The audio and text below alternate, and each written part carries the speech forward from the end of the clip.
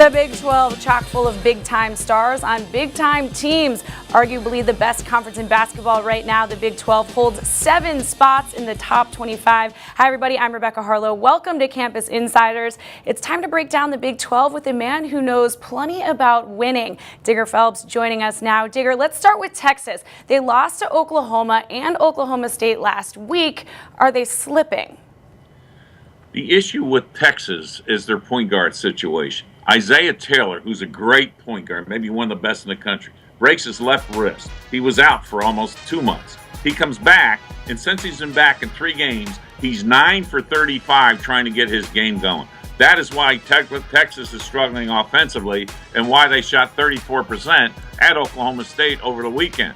But when you look at Oklahoma State, they also got 20 points on 12 offensive rebounds, and that's usually what Texas does. So they're being inconsistent there. And yet when it comes to perimeter shooting, especially threes, Texas went 7 for 21. So Texas has got to regroup, get Isaiah Taylor going, and yes, they'll be in the hunt for an NCAA bid. And because of their front line and Taylor, they can make some action and move forward in the NCAA tournament.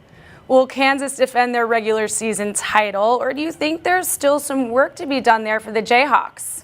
Well, the Jayhawks have 2 losses. Remember, they only scored 40 points against Kentucky back when, and yet they lose at Temple on the road. But right now, they're just taking care of business. I thought their game against Texas Tech at home over the weekend, they really were solid. They held Tech's at 33% shooting in the field. Kansas got 30 points in the paint to Tech's 18, but more importantly, they had 13 points off of Tech's 15 turnovers.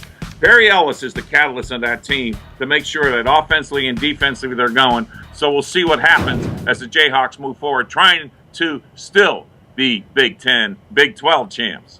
Coach, Iowa State jumped back up to 11th in the polls this week after a close win over West Virginia, but the big test is this weekend versus Kansas.